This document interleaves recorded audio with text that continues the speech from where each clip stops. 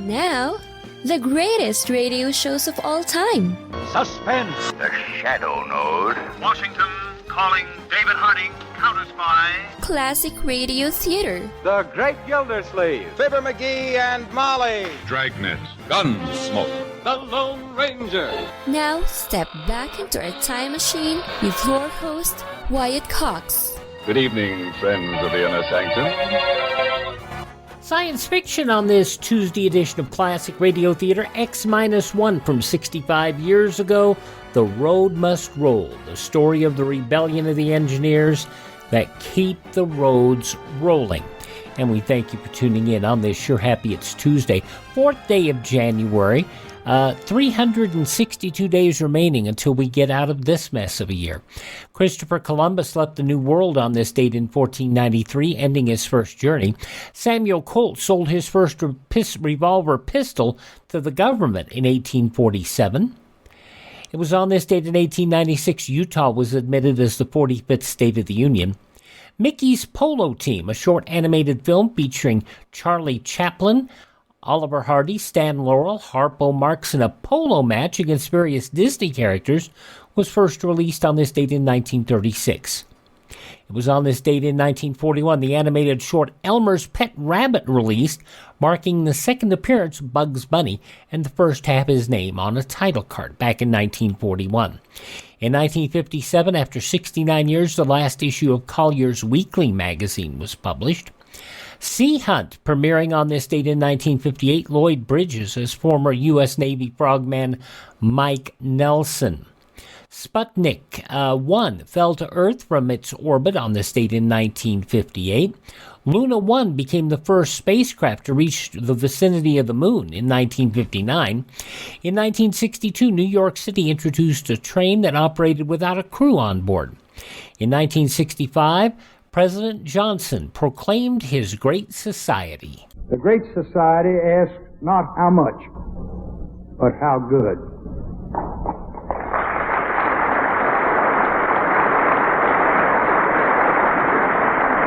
Not only how to create wealth, but how to use it. Not only how fast we're going, but where we're headed. The Great Society, proclaimed during his State of the Union address on this date in 1965. The Beatles recorded as a band for the last time on this date in 1970. President Nixon refused to hand over material subpoenaed by the Watergate Committee in 1974. In 1984, Commander Robert Goodman welcomed at the White House hours after he returned to the U.S. following his release from captivity in Syria. I thought daily about the POW experience that I had been trained to withstand and the type of POW experience the guys had experienced in Vietnam. I would like to take from that experience and say one quote that a gentleman said when he came back from Vietnam, and that's "God bless America." Goodman's plane shot down after a bombing run over Beirut following the Beirut barracks bombing in 1983. A delegation led by Jesse Jackson traveled to Syria to secure his release. 14 people killed in an Amtrak train collision in Maryland, north of Baltimore, on this date in 1987. I was sitting there reading, and all of a sudden there was this tremendous sound, like a crackling sound, and the whole train started to rumble. It was like being on a roller coaster, and it felt like we were no longer on the track. We were riding along the roadbed, and to the right of me, there was fire sort of flashing, and smoke started coming through the train. Everyone started screaming. One train estimated traveling at 108 miles per hour when it hit another train that had failed to stop at signals. Oral Roberts announced to a television audience on this date in 1987 that unless he raised $8 million by March, God would call him home. We have 3 months. I'm asking you to help extend my life. I need it now. I am desperate to turn this around. God would not call Roberts home in 1987, but in 2009, December of that year, he passed at the age of 91. And the 110th Congress convened on this date in 2007, electing Nancy Pelosi as the first Speaker of the House in U.S. history.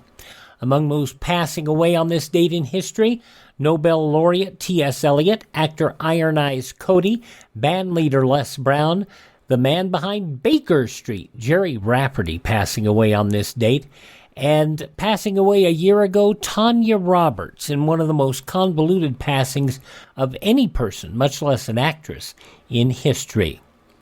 This is the birth date of Sir Isaac Newton, the French inventor of the Braille reading system, Louis Braille, politician Everett Dirksen, actor Sterling Holloway, actress Jane Wyman, the Maytag repairman Jesse White, boxer Floyd Patterson, and singer Vanity. Actress Diane Cannon turns 85 today.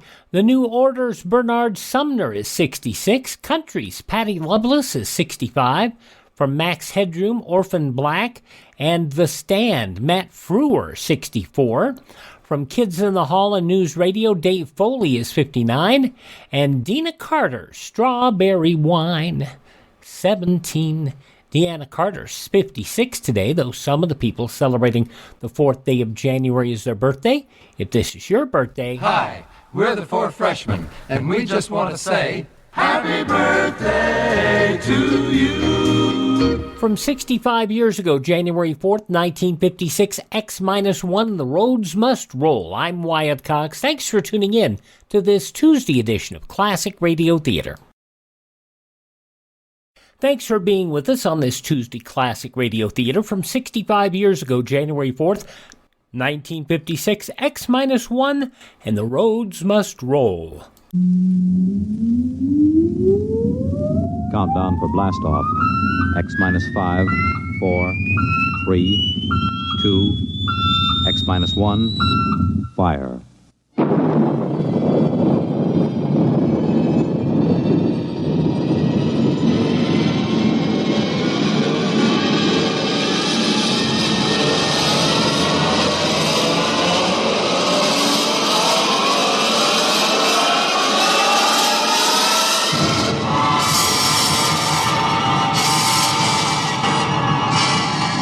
From the far horizons of the unknown come transcribed tales of new dimensions in time and space. These are stories of the future, adventures in which you'll live in a million could-be years on 1,000 maybe worlds. The National Broadcasting Company, in cooperation with Street and Smith, publishers of astounding science fiction, presents X minus 1.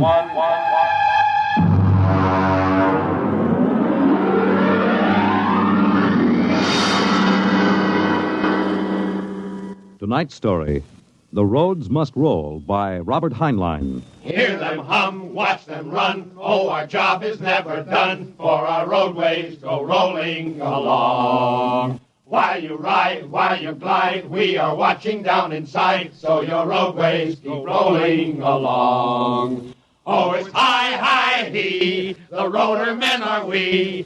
Check off the sectors loud and strong. 1, 2, anywhere you go. You are bound to know that your roadways keep rolling along. Keep them rolling! That your roadways keep rolling along.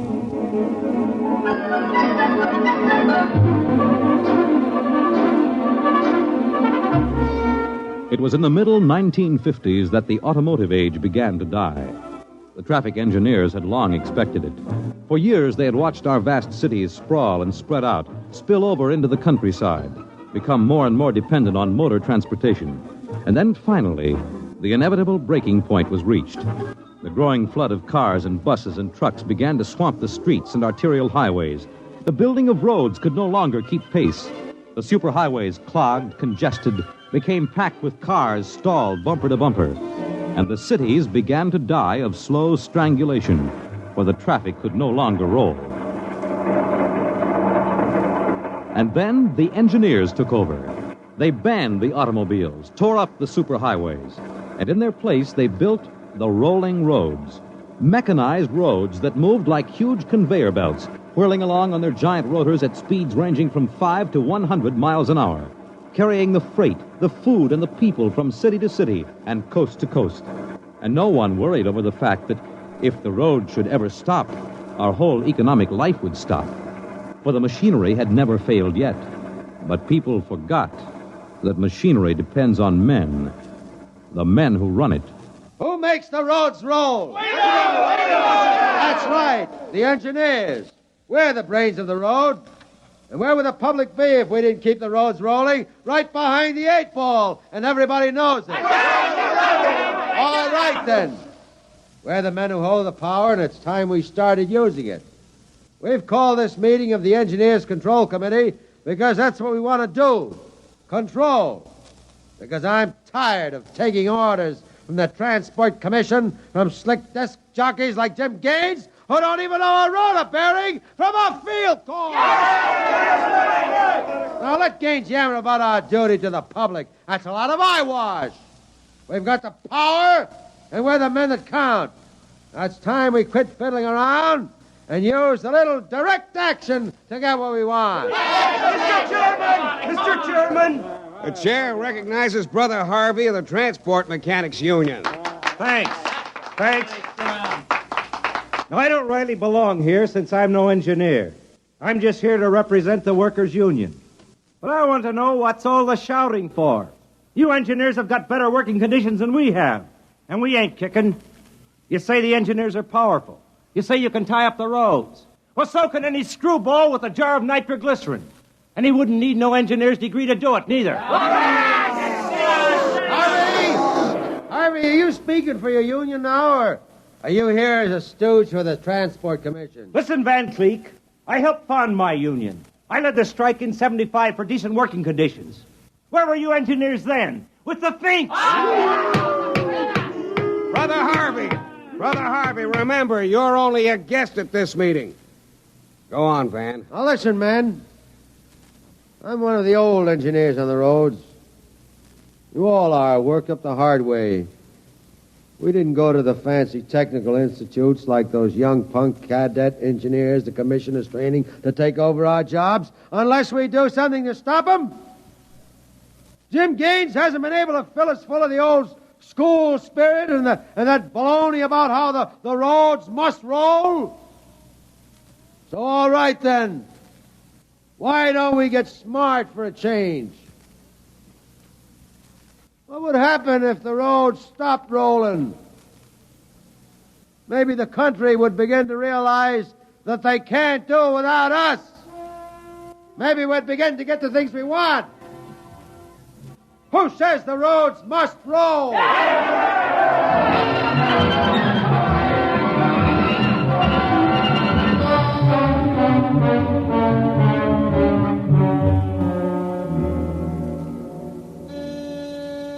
Yes? Your wife is calling, Mr. Gaines. Put her on. Jim, I want you to stop off on your way home. I'm sorry, darling, I can't make it. But you promised. I know, but Washington called in. They're sending Evans, the Australian Minister of Transport, through my sector today. I've got to show him through personally. Can't somebody else? I'm chief supervisor. Wouldn't be courteous. Courtesy begins at home. I've planned this dinner for weeks. Honey, the roads must roll. Oh, if you quote that nauseating slogan at me again, I'll divorce you. I can't help it, darling. I'll meet you at Stockton at 9 and we'll take in a show. Kiss Alan goodnight for me. Well, all right. Goodbye. Goodbye. Mr. Evans is here. Show him in. Well, good evening, Mr. Evans. I'm Gaines, chief engineer. How do you do, Mr. Gaines? They told me at the embassy you'd be the man to see. I want to know how the roads work. I think we can handle that. Well, I'm not a technical man, Mr. Gaines. My field is sociology. So, suppose you tell me about the roads as if I were entirely ignorant. Fine. It's nearly at dinner time. Suppose we run up to Stockton sector for dinner. It'll take us about an hour on the roads, and you can see them working. Excellent. If you'll excuse me a minute. Certainly. Hi, Chief. What can I do for you? Dave, you're on evening watch, eh? Where's Van Cleek? Going to some meeting. I'm going up to Stockton for dinner. Anything to report? No, sir. The roads are rolling. Okay. Keep them rolling. All right, Mr. Evans. Let's go.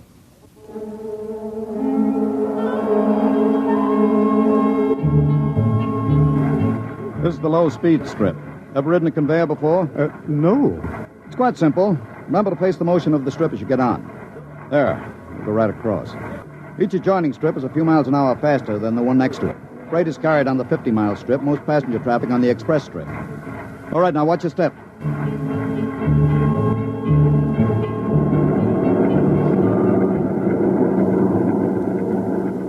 Here we are, the maximum speed. 100 miles an hour.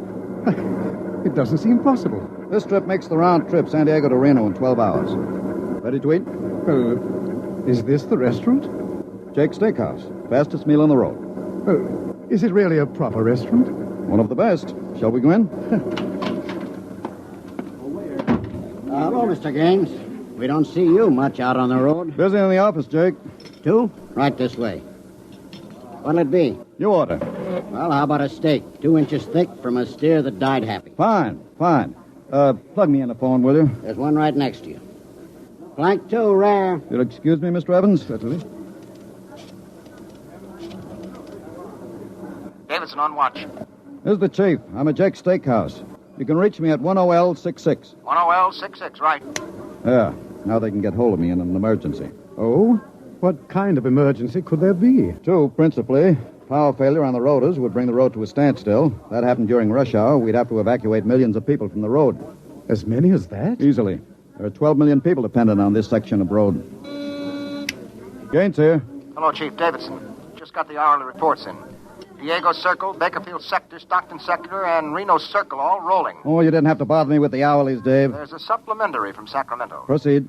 Cadet Engineer Gunther, while on watch, was found playing cards with C.J. Ross, technician on duty. Any damage? One rotor running hot, but still synchronized. It was jacked down and replaced. All right, have the paymaster give Ross his time and turn him over to civil authorities. Place Cadet Gunther under arrest and bring him to Rotown Central. Yes, sir. All right.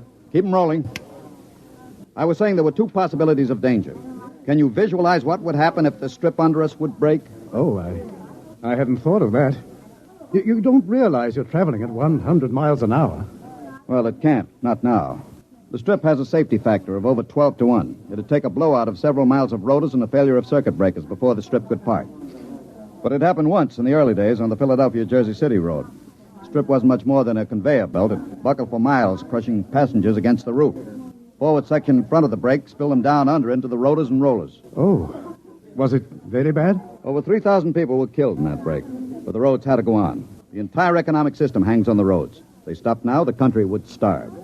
Well, isn't it possible that you've become too dependent on these roads? I mean, if your whole economy is geared to the function of one type of machinery... The roads are foolproof now. The machinery is interlocked with an enormous safety factor. Yes, but in the long run, machinery depends on men. What if you had a strike? We had one back in 75. Well, there's not much danger of that anymore. No? Well, why not?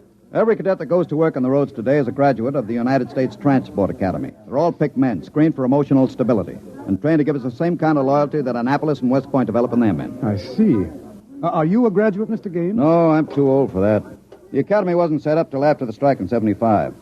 But it won't be long now, maybe 5 or 10 years, before the oldest engineer on the roads is a man who's been through the academy.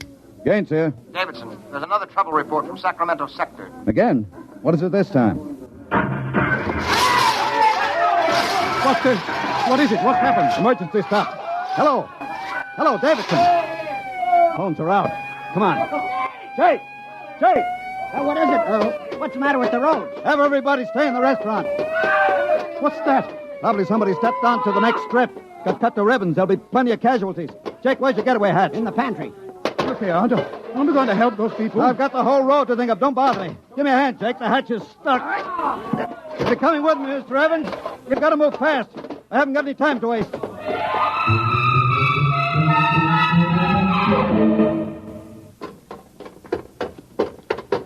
Where are we now? Freeway on top of the inner road ceiling. That's the outer shell over us. Are we going outside? No, there'll be an access down manhole over here. They're spaced every 100 feet. There, by the green light. Now, this will get us down on the northbound road. Careful, it's dark. Now stand away from the door, Evans. Yes.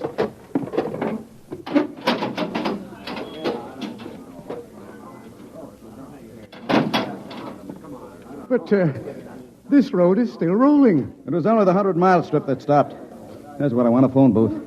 Look out, excuse me. Look out. Hey, hey. Hey, I'm talking to my wife. What's the idea Don't of argue. busting in here? Out. Yeah, but Emergency priority, division office. Davidson. Gaines here, report. Chief, where have you been? I've been calling you. Never mind that, report. 709, Consolidated Tension. Report strip 20 Sacramento Sector past emergency level. Interlocks acted and cut the strip out. Cause of failure unknown. Direct communication cut to Sacramento Control Office. Evacuation of Strip 20 commenced. No casualties. There are casualties. I saw them. Put police and hospital routine A into operation. Interesting. You control the transportation, you control the nation. January 4th, 1956, X-1, The Roads Must Roll. On this Tuesday Classic Radio Theater. In just a moment, we'll take a look at the news from 65 years ago today, right here. Mike Lindell, the inveterate CEO of MyPillow, wants to give back to listeners. You can get great discounts on all MyPillow products if you go to MyPillow.com. Click on the radio listener special. Deep discounts on all MyPillow products, like the buy one, get one free special on Giza Dream Sheets. All MyPillow products come with a 60-day money-back guarantee, 10-year warranty. Call 1-800-951-8175 or go to MyPillow.com. Click on the radio listener special. Use my promo code USA. You know, if you feel like you're stuck with a health care plan you don't like, right now is a great time to switch to MediShare. They'll waive your new member fee if you join by January 15th. So that's $170 in addition to all the other savings. The typical family saves $500 or more per month. And MediShare has double the customer satisfaction rate when compared to health insurance. Double. Again, join by January 15th and save even more. Call 833-34-BIBLE. That's 833-34-BIBLE.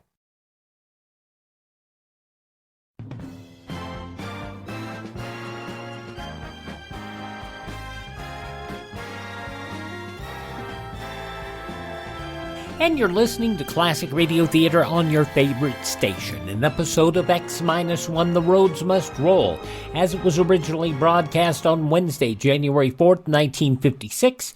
In the newspapers of that Wednesday 65 years ago, these were some of the headlines. The Democrat-controlled 84th Congress opened up its election year session yesterday, faced with quick decisions on two of the hottest 1956 issues, aid to education and farm legislation.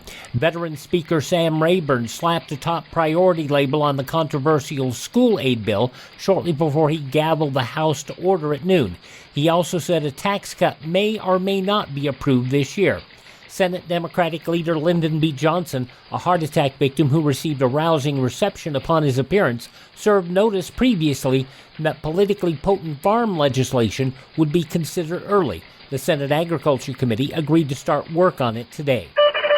Mrs. Eisenhower returned yesterday from a New Year's weekend with the president in sunny but not so warm Florida. Mrs. Eisenhower chatted briefly with the reporters after her arrival on the presidential plane, Columbine 2. She said with a laugh that the tip of the nation was sunny but not so warm, but she quickly added, holding her collar closed against a strong wind, that it was warmer than here.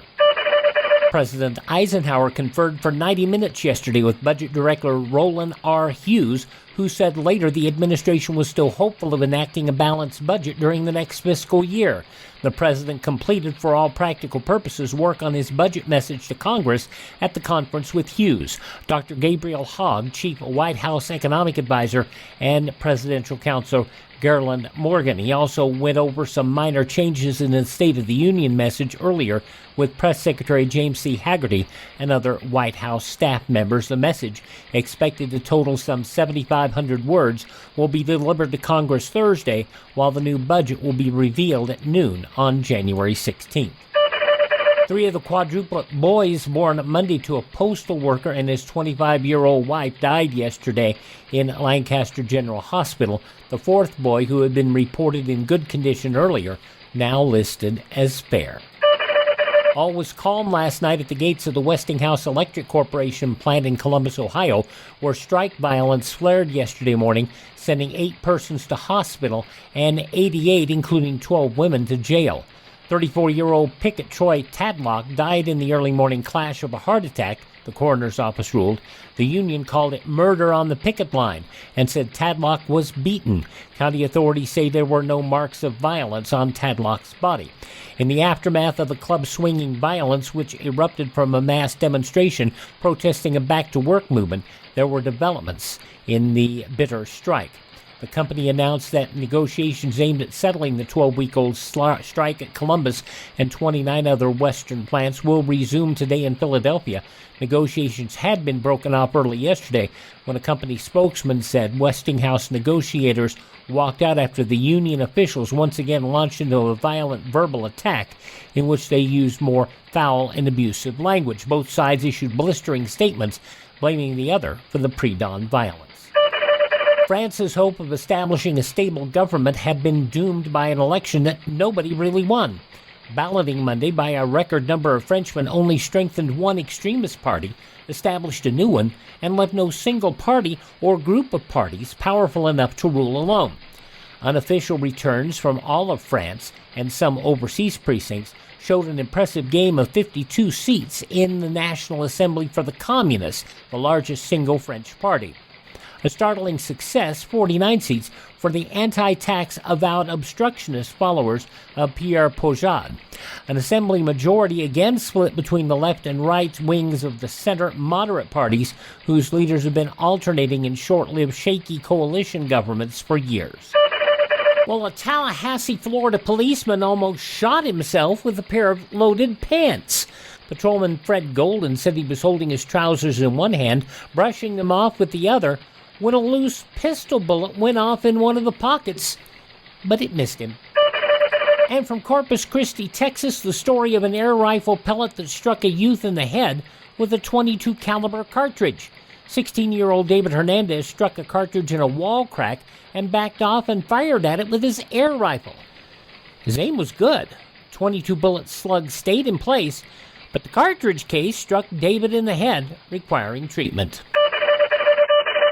And those some of the day's top news stories as reported in the newspapers of Wednesday, January 4th, 1956 on your radio X-1. The roads must roll. The conclusion next on this Tuesday edition of Classic Radio Theater on your favorite station.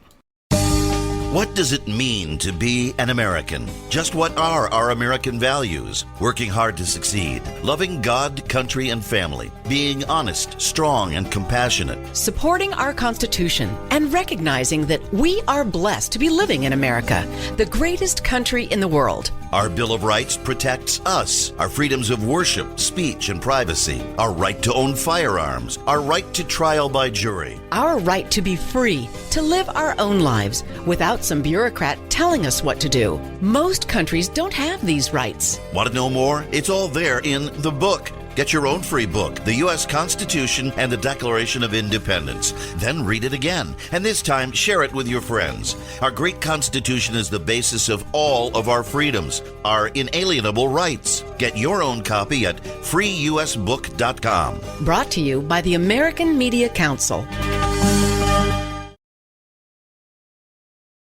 Wednesday's Classic Radio Theater, Jimmy, get ready. Marie Wilson, My Friend Irma from January 5th, 1948. Irma's tired of her job and she's depressed. She feels she's meant for greater things. That's on Wednesday, My Friend Irma, great comedy. But right now, the conclusion of science fiction, X-1, 65 years ago, January 4th, 1956. Get me Bank Click. I want him to take over for me till I report in. We can't reach him, Chief. Shall I cut out the rest of the road? No. Keep those other strips rolling or we'll have a traffic jam the devil himself couldn't untangle. There are 5 million passengers on the road now. Notify the governor that I have assumed emergency authority. Arm all cadets available and await orders. Shall I recall technicians off watch? No. This isn't an engineering failure. That whole sector went out simultaneously. Somebody cut those rotors by hand. I want all available senior class cadets to report to Stockton Subsector, Office 10, with pistols and tear gas. Yes, sir. The governor wants to talk to you. He called in. Refer him to someone else. I'm busy. I'll get back to you. I'm going down under.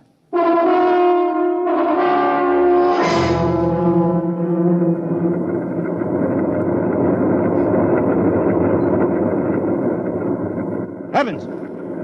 Evans! I can't hear you. The noise. Put on this helmet. What? Helmet! Helmet! Oh, yes. You can't hear without an anti-noise filter. Come on. What are we looking for? A recon car. There should be one here. Are those the rotors? Well, the big ones are rotors. They drive the road. Little ones are rollers. They give continuous support. There's a watch gang now, jacking down a rotor. Can they hear us? No, the noise filter works on a 4-foot radius. I'll flash him. No, he sees the light. Cadet Wilson reporting, sir. I want your recon car, emergency. Yes, sir, right over here, sir. Come on, Evans. Yes. Get in. But it's so small. You'll fit all right. You can take off your noise filter now. Hang on, she accelerates like a rocket. Oh, my stomach. Relay station. This is Gaines. Get me Davidson, senior watch officer. Mr. Gaines, the mayor wants to talk to you. I haven't got time. Get me Davidson. And leave this circuit hooked into Davidson's board until I tell you to cut it. Yes, sir. Here is the senior watch officer. Davidson. Gaines calling. Have you found out yet what's stopping the roads? No, sir. It's still a mystery to me. All right. I'm on my way in a recon car. Hold everything till I get there.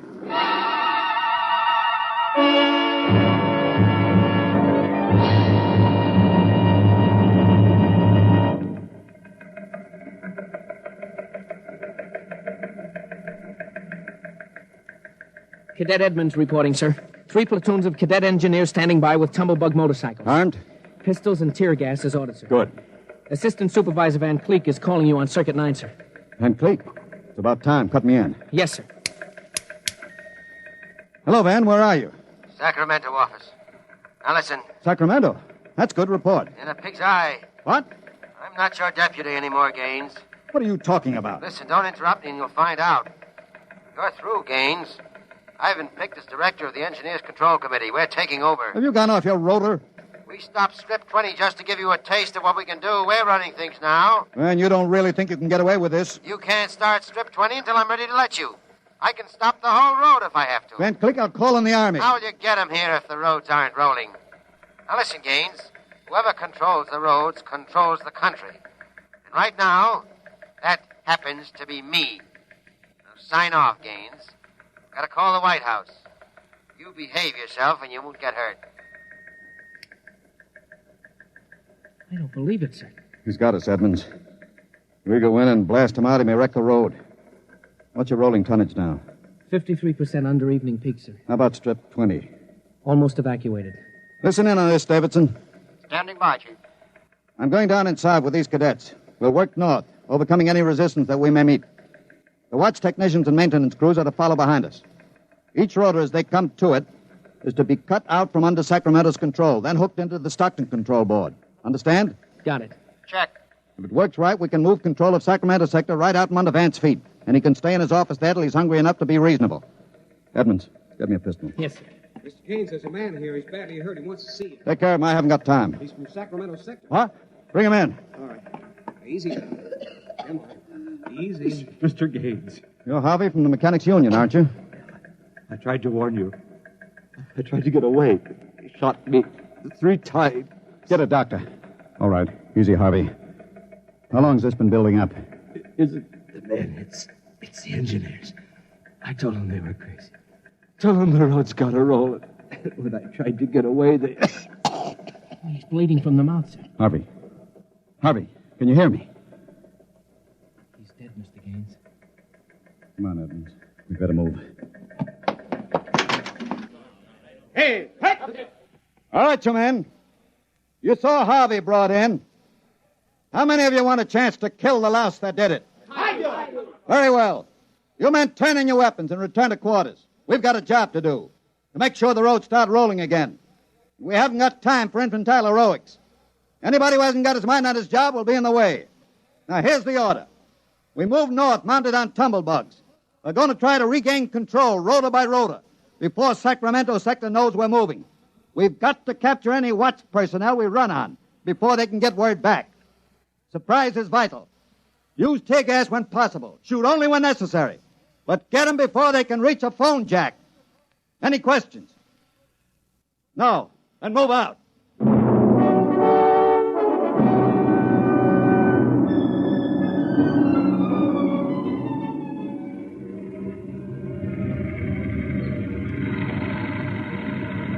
What's the score, Edmonds? 33 prisoners so far, nobody killed. Whoops. Yes, since I rode one of these tumblebugs, gotten how to steer it. Well, sir, there's a man ahead. There at the rotor base. He's got a phone jacked in. Hurry. If he gets word back, we're sunk. I don't think he's seen us. I'll dismount and get him.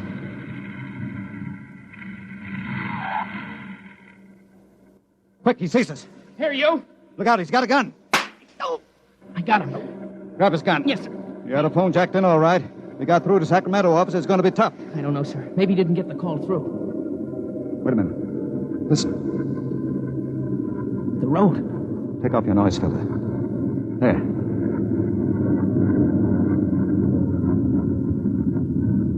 The road. The road is stopping. Halt your men. Halt! Hold up there! Hold up! There's a recon car coming up. Relay station call from Mr. Gaines. Give it to me. Here you are, sir. Gaines here. Davidson here, Chief. Van Cleek's calling you. Who stopped the road? He did. All right. Cut Van Cleek into me. You thought I was fooling, huh, Gaines? What do you think now? All right, Van, the road is stopped. You won this trick. Then why don't you get smart and give up? You can't win. You forgot something, Van. You can't lick the whole country. Yeah? Gaines, I've got a switch button in my hand. If I push it, it'll blow 300 yards straight across the roads. And then for good measure, I'll take an axe and wreck the control station before I leave. That's pretty drastic, Van. Yeah, if I blow this charge in the middle of Sacramento sector, it'll get an awful lot of people. There are plenty of shopkeepers still on Strip 20, and that row of apartment houses next to the road will go. Look, Van, you don't want to blow the road, neither do I. Suppose I come up to your headquarters and talk this over. 2 reasonable men ought to be able to make a settlement. Is this some kind of a trick? I'll come alone and unarmed. My men will stay here. All right. All right, Gaines.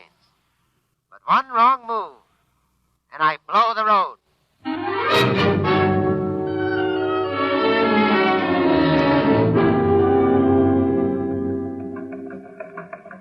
We've got to hurry, Dave. If I take too long, Van Cleek will get edgy and set off that charge. Failure report notes? 1, strips must be cross-connected with safety interlocks, so that when one dies, the others slow down. 2, the men. I can't understand it. Psych tests are rigid. We've never had a failure in the Hum-Wadsworth-Burton method. And then suddenly a whole sector goes sour. How could Van Cleek get a whole crew of psych-cleared men to revolt? It's easy, Dave. As my deputy, he was ex-officio personnel officer for the whole road. He must have been faking psych records for years and transferring maladjusted men into his sector. I've got that personnel record, Mr. Gaines. Man's record. Masked introvert. Inferiority rating 7. Comment.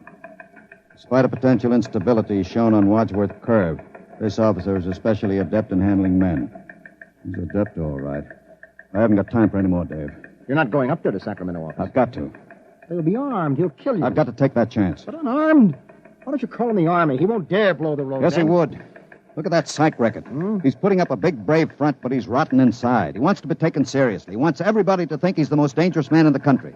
And if I call the Army in, he'll try to prove it by blowing the road. How can you stop him, Mr. Gaines? He'll have a gun. What'll you have? What'll I have? Only a prayer. And what I know about Mr. Van Cleek.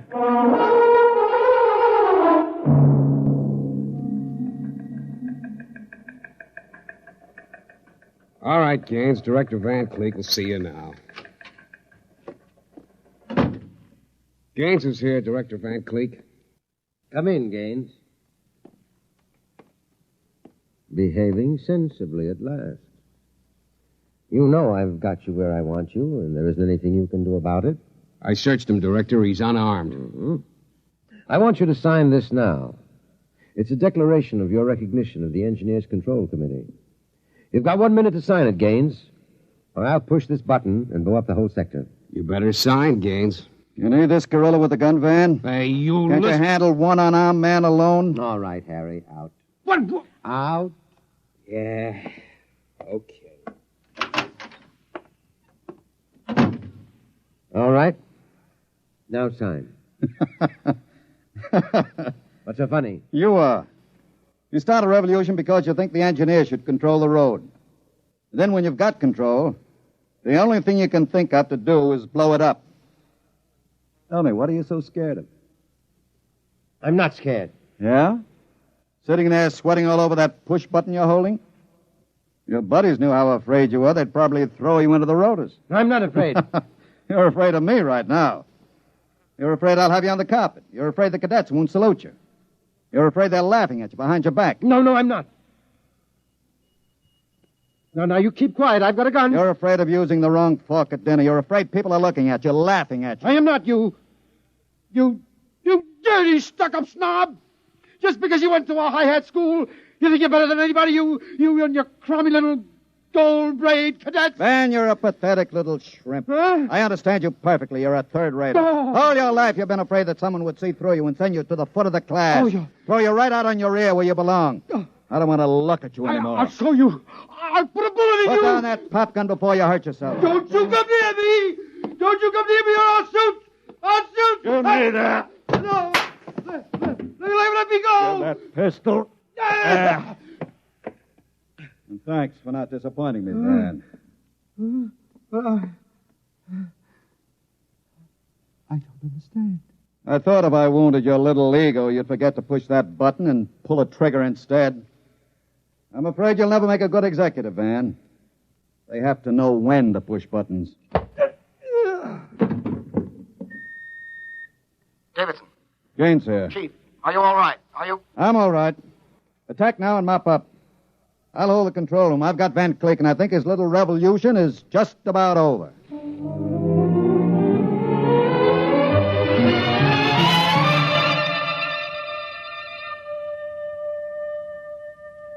Hear them hum, watch them run. Oh, our job is never done, for our roadways go rolling along. While you ride, while you glide, we are watching down inside, so your roadways keep rolling along. Mr. Gaines! Oh, Mr. Gaines! Mr. Evans, I forgot about you. Yes, I've been waiting at the sector office. Is everything under control? All rolling. Those are the watch engineers going under to check Sacramento's sector, inch by inch. Remarkable organization. Remarkable. Hourly's in, Chief. San Diego Circle rolling. Bakersfield, Fresno, Stockton. Stockton? Oh, no. What's the matter, Chief? Trouble, Mr. Gaines? It sure is. I promised to meet my wife at Stockton for a show. She's been waiting there since 9 o'clock last night. Dave, see if you can get her for me. Try the sector office. All right, Chief. And Dave, see if you can calm her down. Oh, sure, Chief. I'll tell her the roads must roll. No, don't tell her that. I don't think she'd appreciate it. She's heard it too often. Oh, it's I-I-E, the roller men are we. I better get going. Bye, Dave. Keep 'em rolling. Anywhere you go, you are bound to know that your roadways go rolling along. Keep them rolling, that your roadways go rolling along. Keep them rolling, that your roadways go rolling along. Keep them rolling, that your roadways go rolling along. Keep them rolling. You have just heard X-1, presented by the National Broadcasting Company in cooperation with Street and Smith, publishers of astounding science fiction. Your announcer, Fred Collins. X-1 was an NBC Radio Network production.